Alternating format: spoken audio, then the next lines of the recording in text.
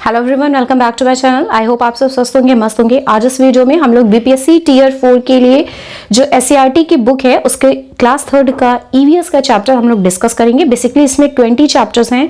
Go through में इसके सारे ही चैप्टर्स हो रही थी, बट मैं आपको ये बताना चाह रही हूँ कि जो हम लोग नोट्स प्रिपरेशन करते हैं वो कैसे करते हैं। देखिए, सबसे फर्स्ट अगर मैं चैप्टर की बात करूँ तो यहाँ पे टॉपिक है चाचा की शादी। अब ये देखिए, चाचा की शादी है, इसका मतलब कि ये टॉपिक जो है वो किस बिहाफ पे और इससे एक्सपेक्टेड आपसे किस रिलेटेड क्वेश्चन पूछे जा सकते हैं वो हम डिस्कस करेंगे। देखिए, इसमें पूरा बेसिकली बताया गया है कि जब शादी होती है तो हम लोग इनविटेशन कार्ड वगैरह एक दूसरे को देते हैं। ठीक है, बच्चे के अंदर यहाँ कॉन्सेप्ट डेवलप हुआ, अच्छा यहाँ पे गेट टुगेदर होता है। ठीक है, इसके अलावा यहाँ पे हम लोग कुछ गिफ्ट्स रिसीव करते हैं। अब वो गिफ्ट जो होते हैं, चाहे वो आपके मॉनेटरी फॉर्म में हो जाए, चाहे वो नॉन मॉनेटरी फॉर्म में हो जाए। मतलब मॉनेटरी फॉर्म की अगर मैं बात करूँ तो आपके कैश हो गया या फिर कुछ गिफ्ट्स वगैरह सरप्राइजेस हो गए। ठीक है, अगर मैं नॉन मॉनेटरी फॉर्म की बात कर रही हूँ तो वो आपके ब्लेसिंग्स हो गया। ठीक है, या फिर आपको जो भी किसी ने उपहार स्वरूप कुछ ऐसी चीजें दी जो आप लाइफ टाइम अपनी मेमोरी में रखते हो। ठीक है, इसके अलावा यहाँ पे आपको ये पता होता है कि जब आप किसी भी फंक्शन को अटेंड करते हो तो आप जाते हो एक सिटी से दूसरे सिटी में या एक कंट्री से दूसरे कंट्री में आपका ट्रांसफर होता है। ठीक है, तो ये सब चीजें आपको इस टॉपिक में मिलेगी। इसके अलावा वहाँ पे क्या होता है, फैमिली जो होता है वो एकत्रित होती है, वहाँ पे यूनिटी बनती है। ठीक है, हम अपनी थॉट्स या फिर जो हमारी सोच होती है उसको डिलीवर करते हैं, अपनी चीज़ों को शेयर करते हैं अपने फैमिली मेम्बर से, अपने रिलेटिव से। ठीक है, बहुत सारे बच्चे आते हैं, वो एक दूसरे को खेलते हैं। बेसिकली जो एक हैप्पी इन्वायरमेंट होता है वो वहाँ पे डेवलप हो जाता है। इसके अलावा पूरी जो फैमिली होती है वो किसी भी फंक्शन जो होता है उसमें वो कंप्लीट हो जाती है। तो बेसिकली चाचा की शादी में आपने ये सब चीज़ें पढ़ा। ये अब इससे बच्चे का एक बिल्कुल कॉन्सेप्ट क्लियर हुआ कि यहाँ पे हमें बहुत सी चीज़ें नई सीखने को मिलती है। दैट मीन्स कि हमारी क्रिएटिविटी जो होती है वो जनरेट होती है। बच्चा जो होता है यहाँ पे लर्निंग बाय डूइंग के कॉन्सेप्ट से वो बिल्कुल इंगेज होता है, चीजों को करके सीखता है, कुछ गलतियां करता है, सीखता है। ठीक है, मतलब बहुत कुछ उसको एक्सप्लोर के लिए चीजें मिल जाती है। ठीक, अगर हम नेक्स्ट चैप्टर पे स्विच करते हैं तो नेक्स्ट चैप्टर है हमारा परिवार। ठीक है, अब देखिए परिवार का जो कॉन्सेप्ट चल रहा है आज के टाइम में वो न्यूक्लियर फैमिली चल रही है। ठीक है, बट फैमिली की अगर हम बात करते हैं तो इसमें दोनों प्रकार की फैमिली काउंट होती है। दैट मीन्स आपकी न्यूक्लियर फैमिली भी काउंट होती है, आपकी ज्वाइंट फैमिली भी काउंट होती है। ठीक, अगर न्यूक्लियर फैमिली की हम बात कर रहे हैं तो न्यूक्लियर फैमिली में जनरली आपके फादर या फिर मदर होते हैं। ठीक है, फिर उनके किड्स होते हैं, चाहे वो ब्रदर सिस्टर होते हैं। लेकिन अगर हम ज्वाइंट फैमिली की बात करें तो उसमें आपके ग्रैंड पेरेंट्स होते हैं। ठीक है, ग्रैंड पेरेंट्स में आपके ग्रैंड माँ आ जाएंगे, ग्रैंड पा आ जाएंगे। इसके अलावा फिर उनके बच्चे होते हैं, फादर मदर। ठीक है, फिर उनसे आप लोग होते हैं, ब्रदर सिस्टर में बनते हैं। मतलब बेसिकली ये जो साइकिल होती है वो ऐसे ही बढ़ती रहती है, हेरिडिटी के फॉर्म में बढ़ती रहती है। तो यहाँ पे हमारे परिवार से आपने बेसिकली फैमिली के कॉन्सेप्ट को जाना। अच्छा देखिए, ज्वाइंट फैमिली के कुछ अपने प्रोज एंड कॉन्स होते हैं, न्यूक्लियर फैमिली के होते हैं। अगर मैं ज्वाइंट फैमिली की बात करूँ तो बच्चा जो होता है वो केवल माँ बाप की जिम्मेदारी नहीं होता, बल्कि वो पूरी फैमिली मेंबर की लायबिलिटी होता है। ठीक है, कुछ भी डिसीजन होता है वो घर के बड़े लेते हैं। ठीक है, और मतलब बच्चा बहुत कुछ अपनी मतलब दादा दादी से सीखता है, अपने पेरेंट्स से सीखता है, अपने अदर रिलेटिव से सीखता है। तो उसका जो ग्रोन एंड डेवलपमेंट होता है बहुत तेजी से होता है। लेकिन न्यूक्लियर फैमिली में सारी लायबिलिटी किसकी होती है? सारी पेरेंट्स की होती है। नेक्स्ट चैप्टर हमारा जीव जंतुओं की दुनिया। अब इसमें बेसिकली बता रहे हैं कि जो एनिमल्स होते हैं वो कैसे कैसे हैबिट्स करते हैं। जैसे गाय भैंस की अगर मैं बात करूँ तो ये जुगाली करते हैं। तोता जनरली उसकी जो चोंच होती है वो लाल होती है। बिल में कौन रहता है? चूहा या सांप रहते हैं। जाल कौन बनाता है? मकड़ी। बेसिकली आप यहाँ पे इन्वायरमेंट से हल्का हल्का इंट्रोड्यूस करवा रहे बच्चों को कि देखिए हर एनिमल होता है, उसकी कुछ स्पेशलिटी होती है, वो कहाँ पे रहता है, कैसे करता है, सबके वॉइस टोन अलग होती है, चीजें सबकी करने की अलग होती है। तो ये सब चीजें आपको जीव जंतु की दुनिया के बारे में पता चलेगा। ठीक है, जैसे अगर मैं शेर की बात करूँ तो जो शेर की मतलब आईसाइट होती है वो हमसे 6 गुना ज्यादा होती है। ठीक, और अगर मैं गिद्ध वगैरह की बात करूँ तो हमसे 4 गुना ज्यादा होती है। ठीक है, हम लोग ह्यूमन बींग्स होते हैं, नॉर्मली किसी चीज को जो है वो 60 डेसिबल तक बहुत अच्छे सुन सकते हैं। ठीक, और जो अदर मतलब जो रात में चढ़ने वाले पक्षी होती हैं उनकी हर्ट जो सुनने की क्षमता होती है वो अलग होती है। तो यहाँ पे हमने बेसिकली जीव जंतुओं के बारे में समझा, उनके कुछ स्पेशलिटी को समझा। बेसिकली यहाँ पे पर्पस ये है कि बच्चा हल्का फुल्का जो है वो अपने इन्वायरमेंट से, अपने सराउंडेड चीजों से वो क्या हो, इंटरेक्ट हो जाए। अगर फोर्थ चैप्टर की मैं बात करूँ तो यहाँ पे रंग बिरंगे पंख। बेसिकली इसमें ऐसा इतना इंपॉर्टेंट है नहीं, बस ये बता रहे हैं कि जैसे मोर की बात कर ले तो बहुत ज्यादा उसके जो पंख होते हैं वो कलरफुल होते हैं। ठीक है, इससे बेसिकली बच्चे की ऑब्जर्वेशन पावर को बढ़ाने की बात की जा रही है कि बच्चा चीजों को देख रहा है। अच्छा मोर की स्पेशलिटी होती है। अच्छा, कबूतर में ऐसा तो कौवा पूरा ब्लैक होता है, कोयल भी ब्लैक होती है, बट दोनों में डिफरेंस होता है कि एक की आवाज बहुत मीठी है, एक की आवाज थोड़ी सी कर्कश टाइप की है। तो बेसिकली यहाँ पे एक इंट्रोड्यूस करवाने की बात हो जा रही है, बच्चों की ऑब्जर्वेशन जो पावर होती है उसको इंक्रीज करने की बात हो रही है। ठीक, चैप्टर 5 पे अगर मैं स्विच करूँ, इसमें है कि पेड़ पौधों से दोस्ती। बेसिकली यहाँ पे आपको इंपॉर्टेंस बताई जा रही है, किसकी इंपॉर्टेंस बताई जा रही है, पेड़ पौधों की बताई जा रही है, आपकी सराउंडिंग की इंपॉर्टेंस बताई जा रही है कि देखिए पेड़ पौधों से हमें क्या मिलता है, हमें फ्लावर्स मिलते हैं, हमें फ्रूट्स मिलते हैं, हमें वेजिटेबल्स मिलते हैं, हम इसका यूज करते हैं वुड बनाने के लिए, हमें ऑक्सीजन मिलती है, ठीक है, हमें नेचुरल एयर मिलती है। बेसिकली हमें अगर मैं बात करूं तो पेड़ पौधे जो है वो हमारी नीड है, बेसिक चीजें हैं, क्योंकि अगर ये नहीं होंगे तो हमें ऑक्सीजन नहीं मिलेगा, हमें ऑक्सीजन नहीं मिलेगी तो हमारा जो मतलब जीवित रहना है वो पॉसिबल नहीं हो पाएगा। दैट इज वेरी मैंडेटरी कि ऑक्सीजन जो है वो उसको जीवनदायिनी गैस के रूप में भी माना जाता है। अच्छा, एक ऑक्सीजन जो है वो आपके सभी के लिए जरूरी है। इसके अलावा यहाँ पे आपको पता होना चाहिए कि हाउस ऑफ एनिमल मतलब जो जानवर होते हैं वो कैसे कैसे घर में रहते हैं, जैसे हमने पढ़ा कि चूहा और सांप बेल में रहते हैं, ठीक है, और जो मकड़ी है वो जाल बना के रहती है। इसके अलावा हमने पढ़ा पेड़ पौधों से क्या प्राप्त होता है, हमें हरी हरी घास प्राप्त होती है जिसका यूज कौन करते हैं, एनिमल करता है, और ये पूरी एक जो आपकी खाद्य श्रृंखला है वो बनती है और यही आपकी बायोडाइवर्सिटी को बढ़ाने में बहुत हद तक फायदा करती है। अगर चैप्टर 6 की मैं बात करूं तो चैप्टर 6 है पता हूं मैं हरा भरा, ठीक है, ये है आपका SCERT BR SCERT की बुक से ये सारे ही नोट्स मैंने बनाए हैं, ठीक है। अब इसमें बता रहे हैं कि अराउंड अस मतलब आप कहीं भी अपने नजर दौड़ाइए आपको हमेशा हरी भरी चीजें मिलेंगी। आप हाईवे पे जाइए आपको पेड़ पौधे मिलेंगे, आप घर में रहिए कहीं किसी के पास कुछ भी स्पेस नहीं होगा, भले उसने आर्टिफिशियली लगाया होगा, लेकिन कुछ चीजें उसने जरूर ऐसी लगाई होगी जो उसको बिल्कुल एक फ्रेश चीजें प्रोवाइड करती है, ठीक है। मतलब आप जहां कहीं भी नजर दौड़ाएंगे आपको हरे भरे पेड़ पौधे जरूर दिखेंगे। इसके अलावा आपको बताने की पत्तियों के बारे में कि कौन सी पत्ती किस किस यूज के लिए, जैसे अगर मैं बात करूं कि आम की पत्ती हो गई, मिंट की पत्ती हो गई, ठीक है, मतलब पुदीने की पत्ती होगी, तुलसी की पत्ती होगी, आपके बरगद की पत्ती, इन सबका यूज हम लोग पूजा पाठ में भी करते हैं, मतलब अपने जितने भी स्पिरिचुअल चीजें होती हैं उसमें हम लोग यूज करते हैं। प्लस कुछ चीजें तो हम लोग खाने में लेते हैं, जैसे कोरिएंडर लीव लेते हैं हम लोग, ठीक है, इसके अलावा मिंट की लीव हम लोग लेते हैं, कहीं कहीं मैंगो लीफ भी मतलब यूज की जाती है पूजा के अलावा भी, ठीक है। तो बेसिकली ये बताया जा रहा है कि चाहे कुछ भी हो हमें हमेशा कनेक्ट रहना है अपने एनवायरनमेंट से, अपने नेचर से, क्योंकि नेचर हमें बहुत कुछ ऐसे। 7 की अगर मैं बात करूं तो चैप्टर 7 में आपका तरह तरह के भोजन, बेसिकली इसमें डाइवर्सिटी इन यूनिटी को शो किया गया। जैसे आपको पता है कि इंडिया है, इसमें आपके 28 जो है वो आपके स्टेट हैं, है ना, और आपके यूनियन टेरिटरीज हैं, हर जगह अपनी अलग भाषा चलती है, अपनी अलग बोली चलती है, ठीक है, वेशभूषा सबके अलग है, जो खान पान की चीजें हैं वो सबके डिफरेंट डिफरेंट है, ठीक है। इसका मतलब हम लोग बहुत चीजों में हम लोग डिफरेंट है, बट फिर भी डाइवर्सिटी इन यूनिटी मतलब विविधता में एकता है, क्योंकि हम लोग क्या है, इंडियन है, और हम लोग एक दूसरे की लैंग्वेज जो उसके एक्सप्रेशन से समझते हैं, उसके हाव भाव से समझते हैं, ठीक है, उसको कुछ वो सिंबल के थ्रू बताता है वो हम लोग समझते हैं। जैसे इसके अलावा बता रहे हैं कि अलग अलग फेस्टिवल में हर जगह अलग अलग चीजें बनती हैं, अलग अलग तरह से लोग सेलिब्रेट करते हैं। जैसे अगर मैं बात करूं सकट की, जनरली सकट में माना जाता है लोग तिल के लड्डू बहुत प्रेफर करते हैं। ईद फेमस है अपनी सेवई के लिए, दिवाली फेमस अपनी मिठाइयों के लिए, मकर संक्रांति जिसमें जनरली लोग काइट वगैरह उड़ाते हैं, उड़द की खिचड़ी बनाते हैं, तिल के लड्डू वगैरह, दही चूड़ा बहुत जगह चलता है, जैसे आपका बिहार साइड में हो गया या फिर उधर आप नॉर्थ साइड में भी कुछ स्टेट में आपका दही चूड़ा चलता है। क्रिसमस में नॉर्मली माना जाता है कि केक आपको मिलेगा ही मिलेगा। छठ में जो आपका बेसिकली ठेकुआ वगैरह होता है या फिर जो भी उनके बिल्कुल सारे रिचुअल्स होते हैं वो सारे ही फॉलो किए जाते हैं, ठीक है। दैट मीन्स हम ये कह सकते हैं कि अलग अलग जगह पे अलग अलग फेस्टिवल में भी लोग अलग अलग खाने को प्रेफर करते हैं, उनकी अलग अलग चीज़ें पहनते हैं, ठीक है। अच्छा, ट्रेडिशनल कहीं कहीं चलता है, कहीं कहीं वेस्टर्न चलता है, तो वो डिफर करता है कि लोग कैसे हैं और उनका कौन सा फेस्टिवल। जैसे क्रिसमस में जनरली लोग एथनिक वियर कम प्रेफर करते हैं, ठीक है, और अगर दिवाली हो गया या फिर ईद वगैरह हो गया, यहाँ पे लोग जो है इंडियन कल्चर को थोड़ा सा ज़्यादा प्रमोट करते हैं, ठीक, प्रमोट इन द सेंस कि वो थोड़ा सा एथनिक वियर पहनते हैं। तो ये सब चीज़ें आपके डिफर करती है, लेकिन इतना सब कुछ डाइवर्सिटी होने के बावजूद भी हम लोग क्या है, एक यूनिटी में रहते हैं, बिकॉज वी आर इंडियंस, ठीक है। अब चैप्टर 8 में बताया जा रहा है कुछ कच्चा कुछ पक्का। बेसिकली इसमें क्या है, फूड की बात बताई जा रही है कि हर एक अलग अलग लेवल पे बच्चा जो होता है वो किस प्रकार के खाना का प्रयोग करता है। जैसे अगर बच्चा इन्फेंसी में एज में है, मतलब अगर बच्चा शैशवावस्था में, तो वो क्या करता है, जनरली चीजों को केवल और केवल क्या करता है, इनटेक करता है। वो जो इनटेक करता है वो केवल लिक्विड के फॉर्म में करता है, वो कुछ भी सॉलिड नहीं करता है। जैसे 6 महीने तक बच्चा पानी तक भी नहीं पीता, केवल दूध पर डिपेंड रहता है।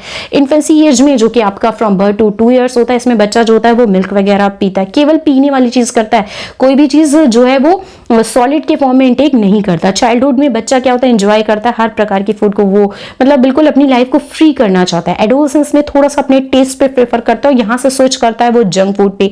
एडल्ट्रीहुड में बच्चा जो होता है मतलब थोड़ा सा बड़ा हो जाता है और अब उसे पता होता है कि क्या चीज हेल्दी है, क्या चीज हाइजीन है, तो वो हेल्दी फूड को प्रेफर करता है, हेल्दी लाइफस्टाइल को पिकअप करता है। ठीक है, ओल्ड एज में जो जनरली लोग आप देखे होंगे, जितने भी दादा दादी, तो बहुत थोड़ा सा खाना खाते हैं। रीजन क्योंकि उनकी जो इम्यूनिटी सिस्टम होता है वो उस एज तक आके, उस पॉइंट तक आके थोड़ा सा कमजोर हो जाती है, इसलिए वो लोग लेस मतलब इनटेक करते हैं और वो भी कोशिश करते हैं कि वो बॉइल्ड फूड को खाएं। ठीक है, हेल्दी हो लेकिन वो बॉइल्ड हो, बहुत ज्यादा स्पाइसी वगैरह वो अवॉइड करते हैं। रीजन इम्यूनिटी उनकी कमजोर होती है। ठीक है, तो यहाँ पे एक प्रेफर किया जा रहा है कि कुछ पक्का कुछ कच्चा। इस चैप्टर में मतलब बताया जा रहा है कि फूड की डिपेंडेंसी क्या है on age group, age group के अलावा एज ग्रुप के बिहाफ पे लोग कैसे कैसे फूड को प्रेफर करते हैं। नेक्स्ट चैप्टर हमारा आता है चैप्टर 9, पकाएंगे खाएंगे। देखिए इसमें बता रहे हैं कि खाना जो होता है वो कैसे कैसे बनाया जाता है। कुछ खाना भून के बनाया जाता है, कुछ तल के बनाया जाता है, कुछ उबाल के बनाया जाता है। बेसिकली इसमें यहाँ पे फूड प्रोसेसिंग के बारे में बताया गया है कि जैसे भून के आप चना वगैरह बनाते हैं, पीनट्स को हल्का सा फ्राई कर लेते हैं, तल के जैसे आप बनाते हैं, ठीक है, जो डीप फ्राई होता है, जैसे पूरी बनाते हैं, पकौड़े बनाते हैं, ठीक है। उबालने में जनरली आपका राइस बनता है या फिर कुछ भी ऐसी चीजें जैसे आपके मोमोज वगैरह जो बॉईल करके बनाए जाते हैं। ठीक है, तो यहाँ पे बताया जा रहा है कि प्रोसेस ऑफ फूड, मतलब उसके प्रोसेस क्या है, पकाएंगे और खाएंगे, जिससे बच्चे को नॉलेज हो कि अच्छा खाना पकता कैसे। ठीक है, नहीं तो दिमाग में रहता है चावल तो कैसे था कच्चा छोटा छोटा, ये कैसे वाइट बड़े बड़े हो गए। ठीक है, अगर आप जनरली कुछ बच्चों से पूछे, स्पेशली जो शहर में रहते हैं, उनको ये नहीं पता कि चावल पक के कैसे आता। तो यहाँ पे बेसिकली बच्चे के अंदर एक बेसिक कॉन्सेप्ट मतलब डेवलप किया जा रहा है कि वो चीजों को जाने समझे, ऐसा ना समझे कि बस डायरेक्टली जो फार्मर है वो लाते हैं फील्ड से तो वो ऐसे ही रहता है। नहीं नहीं, उसको बेसिकली उनके यहाँ पे बच्चे के माइंड को डेवलप करने के लिए किया जा रहा है, क्योंकि अभी बच्चों को कुछ भी नॉलेज नहीं है। ग्रेड 3 का बच्चा इतना क्या ही समझ पाएगा। ठीक है, चैप्टर 10 हमारा है कि घर को जानो। बेसिकली इसमें बता रहे हैं कि डिफरेंट टाइप्स के घर होते हैं, जैसे कुछ मिट्टी के घर होते हैं, कुछ सीमेंटेड होते हैं, कुछ फुली कवर्ड घर होती है। आजकल तो वैसे भी फैंसी घर चल रहे हैं, जैसे बंगलो चल रहा है, अपार्टमेंट चल रहा है, ठीक है, विला चल रहा है। तो बेसिकली यहाँ पे आपको उस इमेज में दिखाया जा रहा है जिससे बच्चे को ये ना पता हो कि बस जिस घर में मैं ही रहता हूँ वैसे ही घर होते, कहीं बच्चा जाए। ठीक है, उसकी पर्सनालिटी को ग्रूम करने की बात हो जा रही है, उसकी नॉलेज को डेवलप करने की बात हो जा रही है, उसको रियल लाइफ से कनेक्ट करने की बात हो रही है, कि जिससे तो पता चले कि अच्छा घर भी डिफरेंट डिफरेंट टाइप के होते हैं। ऐसा नहीं है कि बस जो घर मेरा है या जो मेरे स्कूल के साइड में घर है या जहां तक मैं रहता हूँ बस वैसा है। ठीक है, जिससे बच्चा जो है तो उसके दिमाग में और चीजें डेवलप हो। अगर उसका भी कुछ माइंड सोच रहा है तो उसको लगे कि नहीं नहीं, जब अभी तक ऐसे बन गए हैं तो आगे ऐसे भी तो बन सकते हैं। तो बेसिकली उसको क्रिएटिविटी की ओर ले जाने के लिए प्रयास किया जा रहा है। अब चैप्टर 11 में दिवाली की तैयारी में बताया गया है कि बेसिकली यहाँ पे बच्चे को पता हो कि जो फेस्टिवल होता है, होली हो गया, दिवाली हो गया, दशहरा हो गया, ठीक है, जनरली इसमें क्या होता है, अगर मैं एक स्पेसिफिक फेस्टिवल की बात करी हूँ दिवाली की, तो यहाँ पे बच्चे के माइंड में होना चाहिए कि बेसिकली दिवाली क्यों मनाई जाती है, कि जब राम जी रावण का वध करके अपने घर वापस आए थे, 14 साल का वनवास पूरा करके, दो दिवाली मनाई जाती है। अच्छा, दिवाली का पर्पज ये हो गया, घी के दीपक जलाए गए अयोध्या में। ठीक है, इसके अलावा अगर हम अपने घर की बात करें तो हम लोग दिवाली में क्या करते हैं, तो बच्चा खुद ही बताते हैं कि डस्टिंग करते हैं, क्लीनिंग करते हैं, हम लोग क्या करते हैं, स्वीट्स वगैरह खाते हैं, ठीक है, पटाखे वगैरह बहुत जबरदस्त वाले जलाते हैं, नए नए कपड़े पापा लाते हैं दुकान से, ऐसे ऐसे करके मतलब उसके अंदर एक चीजें जो है वो कॉन्सेप्ट जो है वहां पे बिल्डअप हो रहा है। माँ लक्ष्मी की, गणेश जी की पूजा करते, गेट टुगेदर करते हैं। ठीक है, इसके अलावा हम लोग अपनी जो हैप्पीनेस है वो शेयर करते हैं, मतलब अपनी जो मिठाई है वो जाते हैं, अपने जो भी नेबरहुड है उनको बांटते हैं। ठीक है, तो यहाँ पे एक चीज डेवलप करने की बात की जा रही है। ठीक है, अपनी खुशियां बांटते हैं, ठीक है, दिया वगैरह जलाते हैं, कैंडल्स जलाते हैं, हाउस की पूरी लाइटिंग अच्छे से करते हैं, और जितने भी नॉर्मल रिचुअल्स होते हैं उसको हम लोग फॉलो करते हैं। ठीक है, इसके अलावा धनतेरस से लेके ये जो फेस्टिवल होता है वो स्टार्ट होता है भाई दूज तक होता है। ठीक है, पहले धनतेरस में यमराज जी की पूजा की जाती है, फिर हम लोग नरक चतुर्दशी मनाते हैं, फिर दिवाली आती है ना, फिर गोवर्धन पूजा आती है, देन भाई दूज। तो पूरा ये जो फेस्टिवल होता है वो 5 दिन तक चलता है। बच्चा भी यहाँ पे अपनी चीजें बताते कि हाँ हम भी पापा के साथ गए थे अपना दुकान लाने। तो बेसिकली यहाँ पे जो बच्चे की सोच है उसको बढ़ाने के लिए प्रयास किया जा रहा है, और साथ ही साथ बच्चों को अपनी जो कल्चर है, अपने जो रिचुअल्स हैं उससे कनेक्ट करने की बात की जा रही है। दैट मींस यहाँ पे एनसीएफ का प्रिंसिपल काम करता है, वहां पे बच्चे को रियल लाइफ चीजों से कनेक्ट किया जा रहा है। ठीक है, अब चैप्टर 12 है हमारा किस और क्या, मतलब बेसिकली यहाँ पे बच्चों को बताया जा रहा है, डायरेक्शन से इंट्रोड्यूस किया जा रहा है कि बच्चे को उसकी डायरेक्शन पता होना चाहिए कि उसके नॉर्थ में क्या है, उसके साउथ में क्या है, उसके ईस्ट में क्या है, उसके वेस्ट में क्या है। ठीक है, बच्चे को नॉलेज होगी एग्जैक्ट प्लेस की। इसका मेन पर्पज ये है कि बच्चे अपने आसपास की चीजों से अवेयर हो। ठीक है, उसके बिहाइंड में क्या है, उसके बिफोर में क्या है, उसके आफ्टर में क्या है, उसके इन फ्रंट में क्या है। अगर बच्चा स्कूल में खड़ा है तो उसके इन फ्रंट में क्या है, ठीक है, मतलब कि उसके सामने क्या है, बिहाइंड उसके पीछे क्या है, मतलब कि कितने रूम है, या उसके पीछे कोई हॉस्पिटल है। ठीक है, उसके आफ्टर में मतलब उसके बाद में क्या है। ठीक है, और उसके पहले क्या है, स्कूल के पहले क्या पढ़ता है। तो बेसिकली बच्चे के अंदर एक बेसिक कॉन्सेप्ट जो है वो डायरेक्शन की डेवलप की जा रही है। नहीं तो आपने जनरली देखा को बच्चा कहता है अरे हमारे आगे क्या है उसको पता ही नहीं है। कभी कभार पेरेंट्स पूछते हैं कि बेटा आप जहां पे खड़े हो, फॉर एग्जांपल बच्चा खो गया या कुछ भी ऐसे उसके साथ कभी कोई दुर्घटना टाइप की कुछ होगी, तो एटलीस्ट उसे ये नॉलेज तो होनी चाहिए कि करंट में उसकी एग्जैक्ट लोकेशन क्या है। तो बेसिकली बच्चे को यहाँ पे अवेयर किया जा रहा है। ठीक है, ताकि वो चीजों को जाने समझे, और अगर कभी इन फ्यूचर उसको ऐसे जरूरत पड़ती है तो वो एटलीस्ट चीजों को बता तो सके, अपनी चीजों को एक्सप्रेस कर सके। ठीक है, इसलिए यहाँ पे डायरेक्शन के नॉलेज पे बहुत ज्यादा जोर किया गया है। ठीक है, मेन पर्पज है बच्चे को इन फ्रेंडली इन्वायरमेंट देना। ठीक है, एवरी एस्पेक्ट ऑफ लाइफ, मतलब कि बच्चे को एक ऐसा इन्वायरमेंट देना कि बच्चे को डर ना लगे। अगर फॉर एग्जांपल वो स्कूल जाने में डरता है तो उसे मम्मी पापा उसे समझा सकते, देखो बेटा तुम्हारे स्कूल के ना नॉर्थ में वहां देखो मंदिर है, तो हम लोग जब आएंगे ना तो हम लोग मंदिर चलेंगे, या चलो चलो कि मंदिर के दर्शन करेंगे, वैसे तुम्हें स्कूल छोड़ दे। ठीक है, या फिर तुमने देखा कि तुम्हारे लेफ्ट साइड में, ठीक है, या तुम्हारे ईस्ट साइड में, तुम्हारे वेस्ट साइड में कितना बड़ा सा पार्क है, तो जब अभी स्कूल जाओ उसके बाद जब संडे को छुट्टियां होंगी तो हम लोग पार्क चलेंगे। दैट मींस आपने बच्चे को इकोनॉमिक इन्वायरमेंट, आपको फ्रेंडली इन्वायरमेंट आपने दिया कि बच्चे को समझ में हाँ मेरा स्कूल इतनी जगह है कि वहां पे बहुत सारी चीजें हैं। ठीक है, तो बच्चा जो है वो कनेक्ट कर पाता है और उसे अच्छा लगता है। बस उसे ये नहीं फील होता नहीं वो केवल पढ़ने जा रहा है, या उसके पेरेंट्स उसे बता देते तुम्हारे स्कूल में कितना बड़ा स्पोर्ट्स ग्राउंड है, वहां पे तुम लोग कितनी ज्यादा एक्टिविटी करते हो, तुम्हारी मैम कितनी अच्छी है, कभी कभार तुम लोगों को लेके जाती है पिकनिक वगैरह पे, है ना, तुम्हारे स्कूल में तो कितने सारे झूले हैं। तो बच्चा जो है अपने स्कूल की फ्रेंडली एनवायरनमेंट से इंट्रोड्यूस होता है। ठीक है, और उसे रियलिटी का नॉलेज होता है। ठीक, चैप्टर 13 है स्कूल के आसपास। देखिए इसमें बेसिक चीज बता रहे हैं कि जनरली स्कूल ऐसी जगह पे होना चाहिए जहां पे कुछ मैंडेटरी चीजें होनी ही चाहिए बाय हुक और बाय क्रोक। जैसे फर्स्ट यहाँ पे स्कूल ऐसी जगह हमारा होना चाहिए जहां पे हॉस्पिटल हो, इन केस कभी कुछ ऐसा इवेंट होता है तो बच्चे को on the time on the spot वहां से हॉस्पिटल शिफ्ट किया जा सके। ठीक है, तो हमें हमेशा पॉजिटिव वे लेके चलना होता है कोई स्कूल बनाने के लिए, नेगेटिव वे लेके चलना। पोस्ट ऑफिस कभी कुछ ऐसा उसकी कोई ईमेल है, फॉर एग्जांपल अगर वो हॉस्टल में रह रहा है, ठीक है, अगर उसके मदर फादर का मेल या फिर कुछ भी ऐसा आ रहा है तो एटलीस्ट वो उसे रिसीव कर सके। बस स्टॉप होना चाहिए, फील्ड एक बहुत बड़ी होनी चाहिए, मेडिकल फैसिलिटी, मेडिकल स्टोर वगैरह होना चाहिए, शॉप्स होने चाहिए जो कि एक बेसिक चीजें प्रोवाइड कर सके, जैसे जहां पे फर्स्ट एड वगैरह या फिर कुछ ग्रोसरी की चीजें।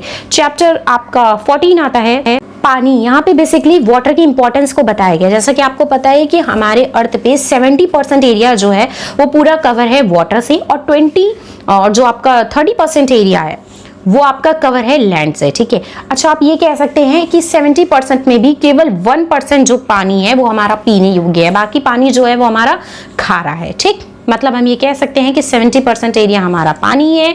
ठीक है, 29% एरिया हमारा लैंड और केवल 1% एरिया ही जो है वो हमारा पीने वाला पानी है। ठीक है, अगर मैं एक्यूरेट डेटा की बात करूं। अब यहाँ पे इंपॉर्टेंस ऑफ वाटर की बताई जा रही है। देखिए वाटर की क्या होती है, पहले तो वाटर सभी के लिए जरूरी है, चाहे वो आपके एनिमल्स हो गए, चाहे ह्यूमन बीइंग्स हो गए, चाहे प्लांट्स हो गए, क्योंकि अगर आपका वाटर नहीं होगा तो प्लांट्स जो है वो ग्रो नहीं होंगे, प्लांट्स ग्रो नहीं होंगे, हमें ऑक्सीजन नहीं मिलेगी, हमें ऑक्सीजन नहीं मिलेगी तो ह्यूमन बीइंग का जो जीवित रहना है वो पॉसिबल नहीं हो पाएगा, और अगर ह्यूमन बीइंग नहीं रहेंगे तो एनिमल्स भी नहीं रहेंगे। क्यों नहीं रहेंगे, क्योंकि कहीं ना कहीं एक दूसरे पे डिपेंडेंसी है। ठीक है, अच्छा एनिमल्स में वो भी एनिमल्स मर जाएंगे जो वाटर में रहते हैं या फिर जो लैंड एरिया में रहते हैं, क्योंकि जो वाटर में रहते हैं वो तो पूरी तरीके से आपका वाटर पे डिपेंड है, लेकिन जो लैंड में रहते हैं उनको भी तो कुछ अमाउंट आपका वाटर चाहिए, तो इसलिए यहाँ पे हमारे पानी जो है वो बहुत ज्यादा आवश्यक है। अच्छा इसमें सबसे ज्यादा अगर एक क्वेश्चन आता है तो वो मृत सागर का आता है। मृत सागर में सबसे ज्यादा जो है वो आपको खारा पानी मिलता है, मतलब इतना खारा पानी मिलता है कि अगर आप उसमें डूब जाते हैं तो आप वहां डूबेंगे नहीं, क्योंकि आपको इतना ज्यादा उसमें नमक होता है तो ऑटोमेटिकली आप ऊपर आ जाएंगे और तैरते हुए एक जगह से दूसरी जगह आप पहुंच जाएंगे। ठीक है, तो इसीलिए हमेशा इस बात पे बल दिया जाता है कि हमें कभी भी वाटर को वेस्ट नहीं करना है। जैसे एक क्वेश्चन आता है कि आपका जल दिवस कब मनाया जाता है और पृथ्वी दिवस कब मनाया जाता है। जल दिवस आई थिंक आपका 22 अप्रैल को मनाया जाता है और पृथ्वी दिवस आपका 22 मार्च को मनाया जाता है, फिर भी आप डेट एक बार कंफर्म देख लीजिएगा। ठीक है, अब हम चैप्टर 5 की बात करते हैं, दानापुर से गौरा तक। बेसिकली इसमें ये बताने की बात की जा रही है कि पहले के टाइम पे देखिए ट्रेवल कैसे होता था। पहले के टाइम पे लोग कई कई किलोमीटर तक, ठीक है, कोसों मील तक ऐसे ही पैदल चले जाते थे। थोड़ा सा टाइम चेंज हुआ, टेक्नोलॉजी आई, चीजें डेवलप हुई। अब यहाँ पे जो ट्रेवल है करना वो बहुत ज्यादा इजी हो गया है, क्योंकि अब जो है वो बहुत सारे आपको साधन मिल जाएंगे। आपको ई रिक्शा मिल जाएगा, आपको ऑटो मिल जाएगा, आपको व्हीकल मिल जाएंगे, आपको ट्रेन मिल जाएगा, ठीक है, आपको शिप मिल जाएगी, आपको फ्लाइट्स वगैरह मिल जाएगी। मतलब आप बहुत आराम से आप एक जगह दूसरी जगह जा सकते हैं। बट पहले के टाइम में ऐसा नहीं था। पहले के टाइम में आपको जाना पड़ता था बहुत ज्यादा, अगर आपको मिला तो बैलगाड़ी वगैरह मिल गई, या फिर घोड़ा सवारी हो गई, या फिर ऊंट से आप एक जगह दूसरी जगह चले गए। नहीं तो जनरली अगर वैसे जाना होता था तो आपको पैदल ही यात्रा करनी पड़ती थी। मान के चलिए अगर 1 घंटे का टाइम है तो आपको पूरा दिन जाना पड़ता था, ठीक है, ऐसे होता था। तो पहले बहुत ज्यादा प्रॉब्लम होती थी। तो इसी में बेसिकली बताई जा रही है कि we travel one city one country from another country by train, by bus, by plane, by auto, by any public vehicle. आज की डेट में हम किसी भी पब्लिक व्हीकल का यूज कर सकते हैं और एक जगह से दूसरी जगह बहुत आराम से जा सकते हैं, ठीक है। चैप्टर 16 बताया जा रहा है कि चिट्ठी का सफर। बेसिकली आप ये कह सकते हैं कि जो चैप्टर 15 है इसमें ये भी बताया जा रहा है कि बच्चा क्रिटिकल थिंकिंग करेगी। बाप रे, पहले का जीवन कितना ज्यादा कठिन था और अब भी फार बेटर है का चीजें। अब तो हमें अगर स्कूल से आना तो मेरे पापा साइकिल से छोड़ देते, को मेरे पापा तो बस से छोड़ देते। बच्चा खुद में ही यहाँ पे ऑटोमेटिकली बातें करने लगेगा। ये कहेगा मेरे पापा तो कार से छोड़ देते हैं। मतलब उसको समझ में आ रहा है कि बाप रे, पहले के ऐसे लोग पैदल इतना चलते थे, हमको तो सामने दुकान जाना होता फिर भी हम पैदल नहीं चल पाते। तो यहाँ पे बच्चे की जो क्रिटिकल थिंकिंग है वो डेवलप हो रही है, जो कि बहुत ज्यादा मैंडेटरी है इस एज में डेवलप होना। चैप्टर 16 चिट्ठी का सफर। बेसिकली इसमें बताया जा रहा है कि कोई भी अगर हमें मैसेज देना होता है, कोई भी हमें इंफॉर्मेशन ट्रांसफर करनी होती है तो हम लोग कैसे करते हैं करंट में और कैसे करते थे पास्ट में। अगर मैं पास्ट की बात करूं तो हम लोग बाई पोस्ट करते थे, है ना, बाई मेल करते थे, बाई व्हाट्सएप अभी करंट में चलने लगा, बाई सोशल मीडिया अभी चलने लगा। लेकिन पहले केवल 2 ही फेमस था, वो जो कहते हैं नहीं, तार के माध्यम से, जैसे डाक के माध्यम से या फिर मेल के माध्यम से, ठीक है। अच्छा, जो भी मैसेज या फिर जो भी इंफॉर्मेशन ट्रांसफर होती थी for one person to another person, वो किसके थ्रू होती थी? पोस्टमैन के थ्रू होती थी। तो पोस्टमैन बेचारा यही सबसे ज्यादा अहम पर्सन था जो कि चीजों को एक जगह से दूसरी जगह ले जाता था। अब चाहे आपको इनविटेशन कार्ड देना होता था, शादी का कार्ड देना होता था, किसी की डेथ के बारे में इंफॉर्मेशन देनी होती थी, या फिर कोई भी ऐसी सूचना जो अगले तक पहुंचना बहुत ज्यादा जरूरी, चाहे वो खुशी की बात हो चाहे वो गम की बात हो, तो वो हम लोग जनरली पोस्टमैन के माध्यम से बाई पोस्ट करते थे, ठीक है। लेकिन आज के टाइम में बस एक क्लिक की और चीजें थाउजेंड ऑफ पर्सन तक पहुंच गई। तो इसके लिए मतलब ये है कि आप कह सकते हैं कि आज के डेट में टेक्नोलॉजी के कारण हमारे जो इन्वायरमेंट है, हमारे यहाँ जो चीजें हैं वो बहुत ज्यादा पॉजिटिव में जा रही है। फॉर एग्जांपल, अगर आपको पढ़ना है तो पहले आपको क्लास लेना पड़ता था, स्कूल जाना पड़ता था। अगर कुछ अच्छी एजुकेशन लेनी है तो आप कोचिंग जाते थे। आज की डेट में आपने यूट्यूब ऑन किया, आपने कोई भी चैनल उठाया जो आपको समझ में आ रहा, आपने उसे पढ़ना स्टार्ट कर दिया। आज के दिन में फ्री में भी इतना अच्छा कंटेंट मिल रहा है। तो बेसिकली ये सब किसके थ्रू हुआ? सोशल मीडिया के थ्रू। ये सब किसके थ्रू हुआ? आपकी टेक्नोलॉजी के डेवलपमेंट के कारण हुआ, ठीक है। चैप्टर 17 की बात करें तो कपड़े तरह तरह के। बेसिकली इसमें फिर वही चीज आपकी बता रही है कि डाइवर्सिटी इन यूनिटी, मतलब विविधता में एकता। जैसे आपको पता है कि अलग अलग स्टेट की मैं बात कर लूँ तो वहाँ पे अलग अलग जो आपका वेशभूषा है वो चलती है। राजस्थान में जनरली वो लहंगा चोली के फॉर्म में वो लोग पहनते हैं। अपने यूपी में साड़ी का कल्चर बहुत ज़्यादा है, ठीक है। सूट का भी है, बट ट्रेंडिंग की अगर मैं बात करूँ तो हमारे यहाँ साड़ी सूट दोनों मिक्स करता है। साउथ में अगर मैं बात करूँ तो वहाँ पे तो साड़ी ही चलती है, वो भी डिफरेंट वे में वो लोग वियर करते हैं। वेस्ट बंगाल में भी कोई भी फंक्शन होता है विदाउट साड़ी उनका थोड़ा बहुत मतलब आप ये कह सकते हैं कि कुछ सूना सा लगता है उनके लिए। बिहार में बात करें अगेन वो मतलब वो आपका साड़ी वो भी थोड़ी सी काम वाली जो चमचम टाइप की होती है। मतलब बेसिकली देखिए अपने यहाँ के देखिए अलग अलग लोग हैं, अलग अलग से फॉलो करते हैं, ठीक। आदिवासी लोगों का दूसरा वो मिनी स्कर्ट टाइप के फॉर्म में चलता है, वो हल्का सा गले से लपेटते हुए पहनते हैं। तो बेसिकली हर एक जगह के अपने एक कल्चर है, अपनी एक रिलीजन है और हमें सभी कल्चर और रिलीजन का सम्मान करना चाहिए और हमें उस चीज को एक्सेप्ट करके, ठीक है, मिलजुल के रहना चाहिए। इसीलिए कहते हैं डाइवर्सिटी इन यूनिटी। मतलब इतनी डाइवर्सिटी है इंडिया में, चाहे आप कल्चर को लेके। अच्छा, लैंग्वेज की बात करूँ तो अलग अलग लेवल पे आपको अलग अलग लैंग्वेज मिलते हैं। जैसे राजस्थानी में आपके 99, 93 ऐसे करके वो लोग बोलते हैं। बिहार में सुन रहे हैं, मतलब कुछ हल्का सा उस वे में जाते हैं। अपनी यूपी की भाषा आपको पता ही है, वेस्ट बंगाल में अलग चलती है। लेकिन देखिए आप इतनी कुछ डाइवर्सिटी होने के बाद भी हम लोग एक दूसरे से कनेक्ट, एक दूसरे की चीजों को सीख रहे हैं। तो यही अपनी इंडिया की आप ये कह सकते हैं कि स्पेशलिटी है कि हर चीज की मतलब हर चीजों की हमें रिस्पेक्ट करते हुए, हर चीजों को हमें एक्सेप्ट करते हुए हमें चीजों को धारण करना है, ठीक। चैप्टर अगर मैं 18 की बात करूं तेरी मेरी उछल कूद, बेसिकली इसमें इंपॉर्टेंस बताई जा रही है ग्रोथ के बारे में। देखिए आपको पता है कि बच्चे के लिए फिजिकल ग्रोथ जितनी इंपॉर्टेंट है उसके लिए मेंटल ग्रोथ भी इंपॉर्टेंट है, ठीक है। और ये कभी हो सकती है, ये तभी हो सकती है जब हम लोग स्पोर्ट्स में जाए। इसीलिए हमेशा आपने देखा होगा छोटे बच्चे के लिए एक पीरियड जो होता है वो खेल कूद का रखा जाता है, जिसमें बच्चा जो होता है वो खेल कूद में इन्वॉल्व होता है, अपनी जो फिजिकल चीजें होती है उसमें बहुत ज्यादा इन्वॉल्व होता है। इसके लिए बच्चा क्या करता है, वो स्पोर्ट्स में जाता है, ठीक है। वो मेंटल, कभी कभी आपने देखा होगा कि कुछ पजल टाइप के बच्चों को दी जाती है छोटे में पहेलियां, जैसे कि सर्दी में मैं आता हूं और ऐसे करके समथिंग एग्जैक्टली मुझे याद नहीं है कि हाँ गर्मी में मैं आता हूं, फलराज कहलाता हूं, मुझ पे जब आता है बोर सुनाई दे कोयल का बोर। तो इस टाइप से बच्चों को पहेलियां सुनाई जाती है, इसका आंसर बताइए तो बच्चा बताता है आम वगैरह करके। तो ऐसे छोटी छोटी पहेलियां जहां पे बच्चे की मेंटल जो एबिलिटी है उसको इंक्रीज करने की बात की जाती है। बच्चों को खेल खिलाया जाता है, चाहे खो खो हो गया, कबड्डी हो गया, बर्फ पानी वगैरह, ठीक है। फिटनेस करवाए, कहीं कहीं तो मॉर्निंग में, जैसे आजकल तो बड़ा स्कूल में भी थोड़ा सा अवेयर हो गए, तो एक दो हल्का सा जैसे अनुलोम विलोम बच्चे को थोड़ा सा योगा के फॉर्म में करवाया जाता है। और बच्चे को इम्यूनिटी स्ट्रॉन्ग करने के लिए उन्हें बताया जाता है कि आपको हेल्दी फूड खाना चाहिए, जंक फूड से दूर रहना चाहिए। आजकल बच्चे खुद कहते नहीं this is a junk food, this is a healthy food, ma'am ने मना किया तो मैं नहीं खाऊंगा, मैं स्कूल में हेल्दी फूड लेके जाऊंगा। आपने देखा होगा जनरली छोटे बच्चों को। तो बेसिकली पर्पस ये होता है जिससे बच्चे की जो फिजिकल डेवलपमेंट है, जो बच्चे की मेंटल डेवलपमेंट है, वो दोनों ही बहुत अच्छे से इंक्रीज हो, ठीक। ज्यादातर स्कूलों में कबड्डी गेम पे बहुत फोकस किया जाता है, ठीक है। तो बच्चे की यहाँ पे फिजिकली डेवलपमेंट, फिजिकल ग्रोथ की बात बताई जा रही है, ठीक। चैप्टर 19 में कोशिश करके देखो, बेसिकली यहाँ पे जो मतलब मेन फोकस किया जा रहा है लर्निंग बाय डूइंग पे, ठीक है। जैसे इंपॉर्टेंस ऑफ योर वैल्यू, कोशिश करके देख लो, दैट मीन्स यहाँ पे लर्निंग बाय डूइंग करके दिखाया जा रहा है। जैसे बच्चों को कभी कभार आपने देखा हो बच्चे गेम खेलते हैं, वो आग पे ब्लैक पट्टी बांध के और एक दूसरे को टच करना होता है।